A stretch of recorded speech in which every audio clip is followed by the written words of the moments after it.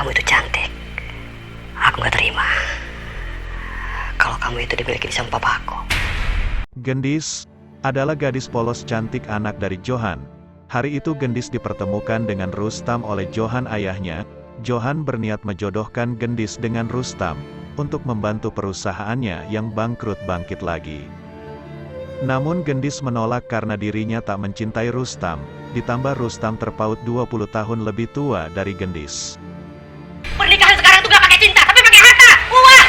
Walaupun Gendis memohon untuk tidak menerima lamarannya, namun ayah Gendis tetap memaksa dan merelakan apem sempit anaknya yang cantik dimiliki om-om yang ganas.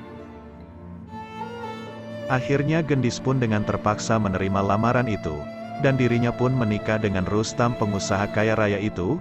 Demi membantu usaha ayahnya yang bangkrut, ia rela melepaskan apemnya yang comel itu ke om-om pemilik terong berurat yang ganas.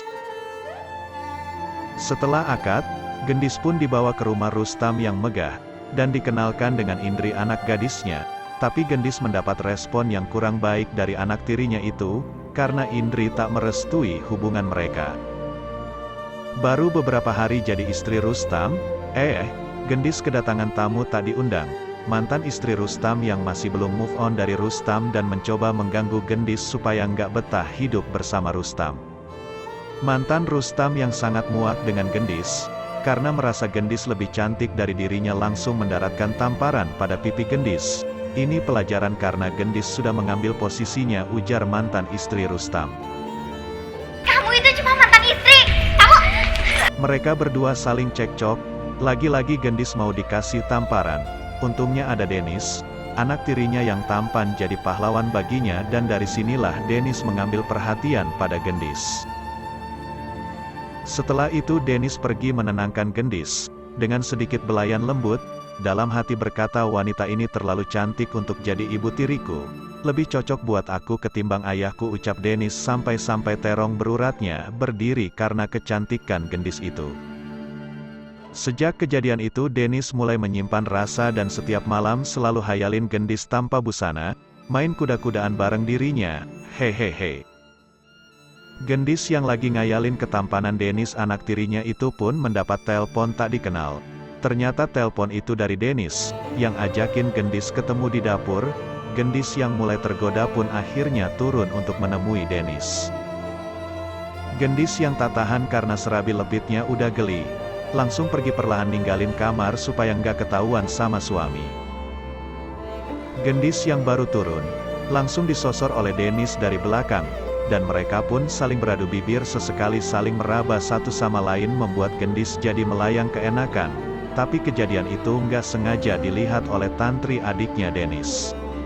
Pagi itu, Denis mengungkapkan perasaannya pada Gendis, dan nggak peduli Gendis istri ayahnya. Adegan mesra itu pun hampir aja ketahuan karena tiba-tiba Rustam muncul. Setelah Rustam pergi, perlahan Denis masuk ke kamar Gendis, mencoba merayunya. Tentu saja Gendis tergoda dengan rayuan Denis yang tampan, dan akhirnya terjadilah adegan adu terong dan apem yang bikin Gendis lemas. Sejak saat itu, setiap Rustam pergi kerja Gendis dan Denis selalu pergi check-in ke hotel, minum bersama lalu genjot Gendis hingga kasur basah karena keringat mereka.